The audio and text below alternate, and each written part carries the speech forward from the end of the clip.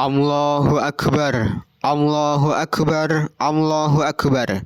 La ilaha illallah, Allahu Akbar, Allahu Akbar walillahil hamd. Alhamdulillahilladzi hadana lihada wa ma kunna linahtadiya laula an hadanallah. Asyhadu an la ilaha illallah wahdahu la syarikalah wa asyhadu anna Muhammadan abduhu wa rasuluh. Allahumma sholli ala nabiyyina Muhammadin wa ala alihi wa man tabi'ahum bi ihsan ila yaumiddin. Faya ayyuhal hadirun ittaqullah haqqa tuqatih kama qala ta'ala ya ayyuhalladzina amanu taqullah haqqa tuqatih wa la tamutunna illa wa antum muslimun. Ma'asyiral muslimin rahimakumullah. Puji syukur mugi tansah kunjuk dumateng Allah taala ingkang tansah paring rahmat taufik sarta hidayah dumateng kula lan panjenengan. Satemah ing dinten Idul Adha enjang punika kula lan panjenengan saged pinanggih kanthi suka bahagia nir ing sambikala. Sholawat ugi salam mugi tansah katetepaken dumateng Nabi Agung Muhammad sallallahu alaihi wasallam ingkang tansah kula lan panjenengan tenggo syafaat lan pitulunganipun wonten ing dinten akhir. Ma'asyiral muslimin rahimakumullah. Wonten mimbar khutbah Idul Adha enjang punika khatib wasiat sumangga tansah ningkataken takwa dumateng Allah kanthi nindakaken dawuhipun lan nebihi sedaya awisanipun. Mugi kanthi takwa Allah tansah paring kamulyan panggesangan wiwit donya ngantos dumugi akhirat. Amin. Allahu Akbar, Allahu Akbar, Allahu Akbar. La ilaha illallah, Allahu Akbar, Allahu Akbar walillahil hamd. Ma'asyiral muslimin rahimakumullah. Alhamdulillah enjang punika kula lan panjenengan saged pinanggih dinten riyaya Idul Adha 1426 Hijriah. Idul Adha utawi Idul Kurban punika dinten ingkang agung lan minulya. Awit kathahipun kautaman lan kamulyan ing saklebetipun dinten punika. Kurban punika ibadah agung ingkang dipun syariataken Allah dumateng putra turunipun Nabi Adam ngantos umat akhir zaman. Kanthi nyariataken kurban, Allah Subhanahu wa taala kagungan kersa paring piwucal panggesangan dumateng sedaya umat manungsa. Mila wonten ing mimbar khutbah Idul Adha enjang punika kepareng khatib aturaken seperangan piwucal panggesangan saking ibadah kurban. Piwucal angka sepisan inggih punika dawuh syukur. Ma'asyiral muslimin rahimakumullah. Piwucal agung ingkang sepisan kanthi kurban Allah Subhanahu wa taala ngersakaken umat manungsa tansah syukur awit sedaya nikmat ingkang Allah paringaken saben dintenipun. Dipun sebataken wonten ing Al-Qur'an surat Al-Maidah ayat 17. Nalikanipun Allah sampun paring nikmat rejeki dumateng putranipun Nabi Adam alaihi salam, Allah Subhanahu wa taala banjur ndhawuhi putranipun Adam nindakaken kurban pinangka bukti raos syukur. Ngendika Allah Subhanahu wa taala, "Watlu alaihim naba abnai Adam bil haqq idz qarraba qurbanan fatukubila min ahadihima wa lam yutaqabbal minal akhar." He Muhammad, sira macakno marang umatira bab sejarahe putrane loro Nabi Adam, yaiku Qabil lan Habil, kalawan bukti sejarah kang bener, yaiku nalika sakarone padha caos kurban, mongko kang siji katampa lan sijine durung katampa. Al-Qur'an surat Al-Maidah ayat 17. Ma'asyiral muslimin rahimakumullah. Allah Subhanahu wa taala punika anggenipun paring kanikmatan mboten nate kendhat. saben detik, saben menit, saben jam, saben dinten, saben wulan, saben taun lan sak lami-laminipun. Allah mboten badhe kendel anggenipun paring kanikmatan sauger kula lan panjenengan tasih gesang ing alam donya punika. Mila awit saking kathahipun kanikmatan ingkang dipun paringaken dumateng kula lan panjenengan, ngantos andadosaken kula lan panjenengan mboten saged ngetang malih. Ngendika Allah Ta'ala, wa in ta'uddu nikmatallah la tuhsuha innallaha laghafurur rahim. Lan menawa sira bakal ngitung kanikmatan saka ngarsane Allah, mula mesti sira ora bisa anggunggung. Saktemene Allah iku Maha Ngapura tur Maha Asih. Ma'asyiral muslimin rahimakumullah.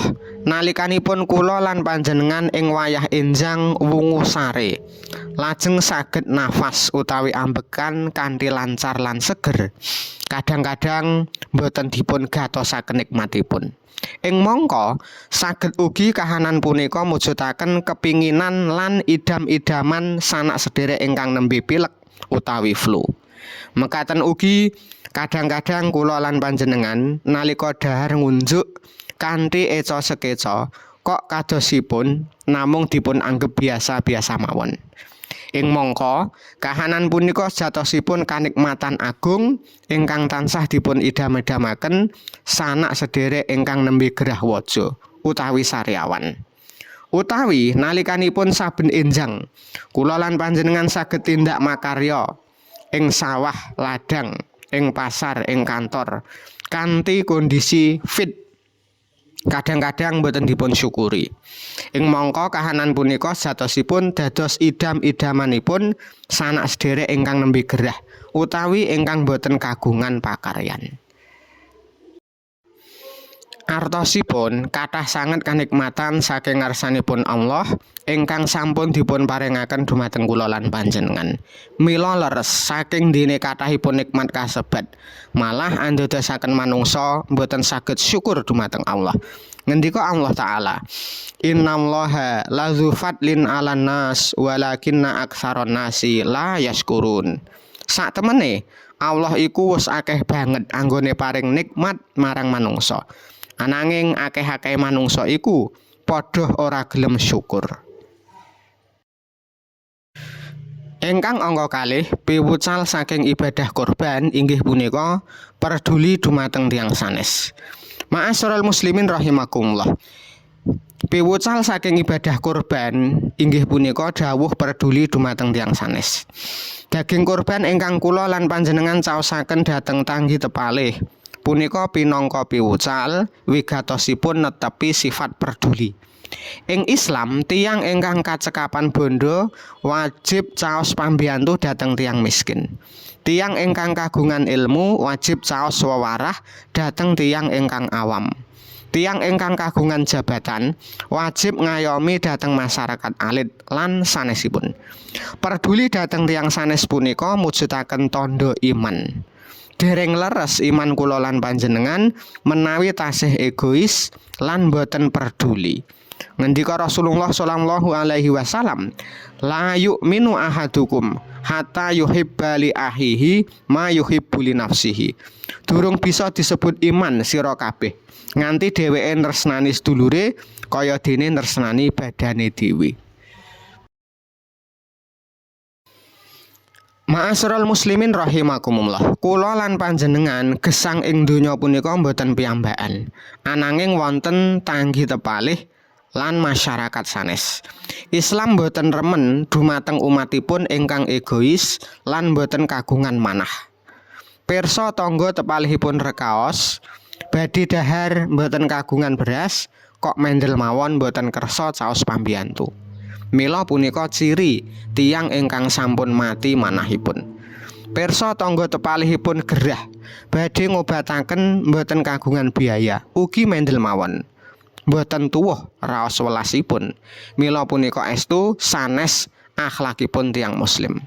Artosipun menawi wonten tiyang ingkang gesangipun kacekapan, sampun eca sekeca, lajeng boten kersa peduli dhateng tiyang sanes, mila punika dereng pantes dipun sebat tiyang muslim. Allahu akbar, Allahu akbar, Allahu akbar. La ilaha illallah wallahu akbar. Allahu akbar walillahil hamd. Ma'asyiral muslimin rahimakumullah. Cekak aosipun ibadah korban paring piwucal bilih nindakaken agami punika boten sekedar teori. Amargi boten wonten manfaatipun agami punika menawi namung kekathahan teori. Mila sumangga dipun praktekaken anggenipun sinau agami paling boten kanthi syukur dumateng Allah lan peduli dumateng tiyang sanes.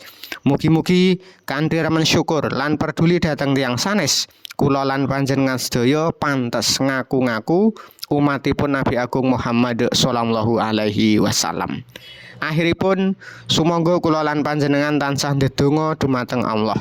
Mugi Allah tansah andadosaken kula lan panjenengan tiang-tiang ingkang manggih kamulyan panggesangan fid dunya wal akhirah. Amin.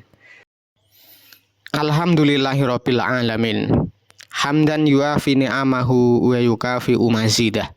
Ya Rabbana lakal hamdu kama yanbaghi li jalali wajhikal karim wa azimi sultanik.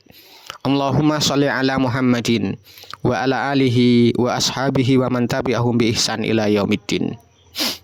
Allahumma ighfir lil muslimina wal muslimat wal mu'minina wal mu'minat al ahya'i minhum wal amwat innaka sami'un qaribun mujibud da'wat faya qadhiyal hajat. Allahumma inna nas'aluka salamatan fid din wa afiatan fil jasad wa ziyadatan fil ilmi wa barakatan fil rizqi wa taubatan qoblal maut wa rahmatan indal maut wa maghfiratan ba'dal maut. Allahumma hawin alaina fi sakaratil maut wa najata minan nar wa afa indal hisab. Rabbana atina fid dunya hasanah wa fil akhirati hasanah wa qina adzabannar. Walhamdulillahirabbil alamin.